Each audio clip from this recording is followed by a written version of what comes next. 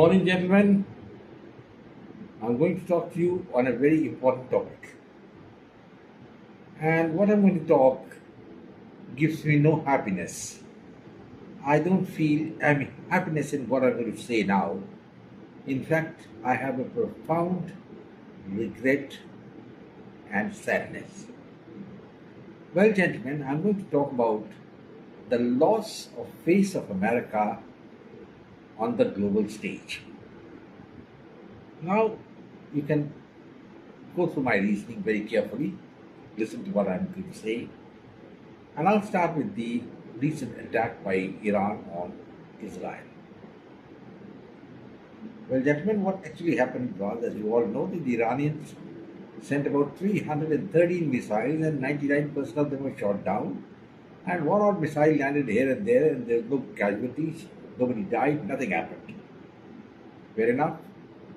And now the Israeli war cabinet had a meeting and they wanted to take revenge.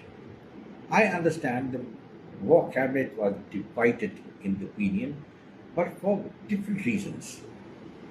And one of the reasons was, how far is America going to support us in case we attack Iran?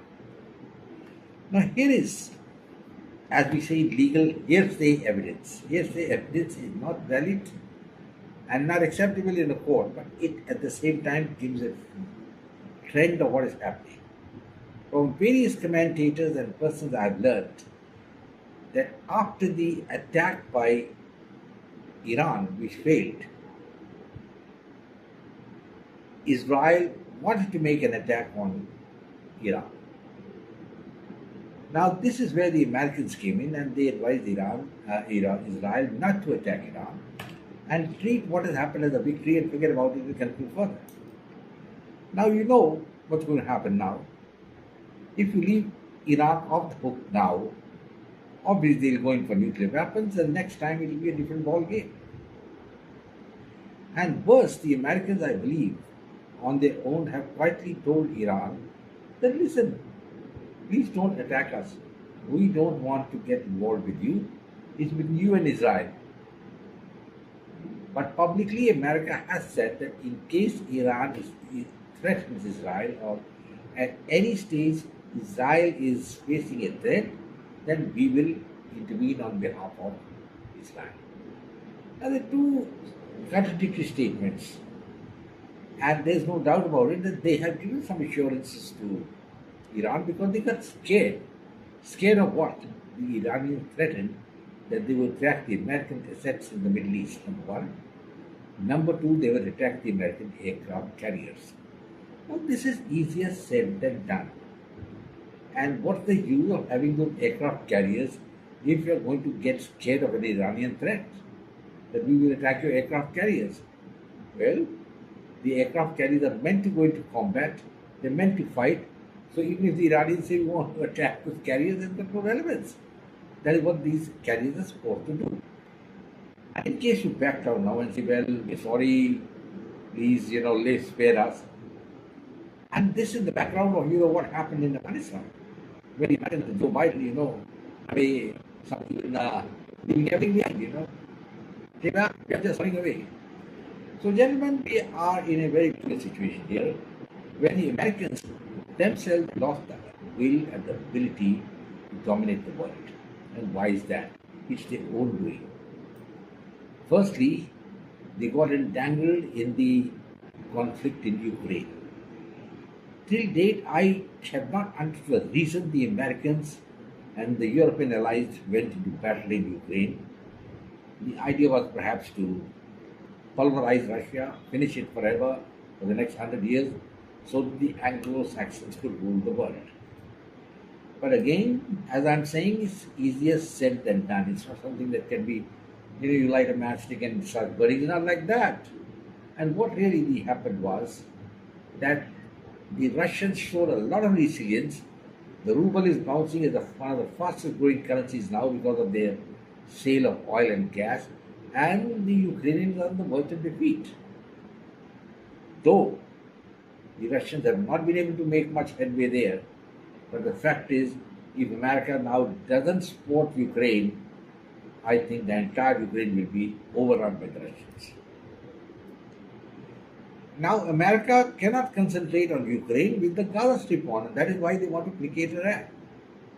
Then there is another problem on, and that is the South China Sea and the Eastern Pacific, where the Americans are again on the back foot. Their allies are who? Australia, Philippines, Japan. They don't great shakes or any military powers. And though Australia has been given some nuclear missiles by the British, but I don't think it's going to turn the tide in favor of the Americans. And the Chinese are blowing hot and cold in the Eastern Pacific. They want to claim Formosa. They're claiming the entire South China Sea. But then it's all an American creation, even the South China Sea, which has now been claimed entirely by China, was given carte blanche, take it, by Clinton. And I remember reading a statement by President Duterte, who was the earlier president of the Philippines. He said, if the Americans were serious to stop China, maybe 20 years back they would have sent 5 aircraft carriers into the South China Sea and snuffed out the Chinese challenge. They didn't do that. On the contrary, they were placating China. They were trying to mollycoddle China. They were pouring billions of dollars of investment into China. And they're thinking China's going to get pal, and China's getting them a kick now. And now they don't know what to do. And now, the biggest problem which has been created is that China and Russia become allies. A monolith alliance which America alone cannot face. They are trying to drag India into the alliance with them. But Modi is not playing ball. He knows that the Americans would like India to fight their battle with China. And then there is that enigma of Pakistan. America cannot forget Kashmir, where America has never recognized that Kashmir is a part of India, and why should India go and join the American camp? And the Americans have not done anything to help India at any stage. Even in the 62 conflict, if I remember correctly, with China, when Nehru had asked for weapons from America, they gave nothing, peanuts, because Pakistan had objected to it. So, gentlemen, India, they would like to have as an ally at their terms. But I don't think that's going to happen. And with the result, the Americans don't have any allies left to fight a monolith power like China and Russia, spearheaded by Iran and even by that maverick gentleman Kim Jong-un in North Korea. So all this is showing that the clock is turning and the Americans have dug their own grave. And now they don't know how to get out of it. One reason is, of course, because of the president they've got, Joe Biden. I think he's like a puppet, The man at the back is Obama, and I've repeatedly said Obama was not a nationalist in the true sense. He wanted to redress the rights of the Afro-Americans versus the white. And so he was like the mole who's burrowing inside the American Constitution state, and I don't think he was a pro-American man at all. He's the one man who let America down tremendously. And he was not very favorable of Israel also. He was very favorable inclined to the Muslim world, Saudi Arabia and all, but then Donald Trump, he came into power and he put a stop to that nonsense. And unfortunately, Donald Trump lost. Even now, I think today Donald Trump had appeared in a criminal charge in the case, and he was told that he will attend the trial every day. So the idea is that is the deep establishment led by the Democratic Party, the judiciary, to see that Donald Trump doesn't stand for election again. I mean, that is the fact. And why? Well, this is the state created by Obama and Biden, that somehow their antics are to finish off the American hegemony. As I told you, it is Obama's plan. It's not Biden. Biden is just a yes man, 3 bags full. Now, what I'm stating is may not be to the liking of a lot many people. Many people will however, think that what I'm saying is correct. America has lost the stomach to dominate the world, number one. That is because of the political leadership that they have produced. Number two, Israel is by and large on its own, but at the same time, we have the Russia factor, and Russians, I believe, have put in the S-300 and the S-400 missile system they've already set up in Iran against an Israeli response. Normally, Israel would respond to an attack like the one which Iran has launched within 24 hours, but they haven't done it this time. So obviously, it means they are having some second thoughts about it. Well, gentlemen, I think the clue to this World War III lies with Israel. We'll have to see how things move forward. And one thing is very clear that Russia cannot do much to help Iran. No way. China is not going to do it, but China could take advantage if the Americans get bogged down in the Middle East. And that is why Biden has made that request to Iran. Spare us, friend. Let us concentrate on Russia and China. And I think I will remind people that one aim of politics is that two adversaries should never be allowed to come together.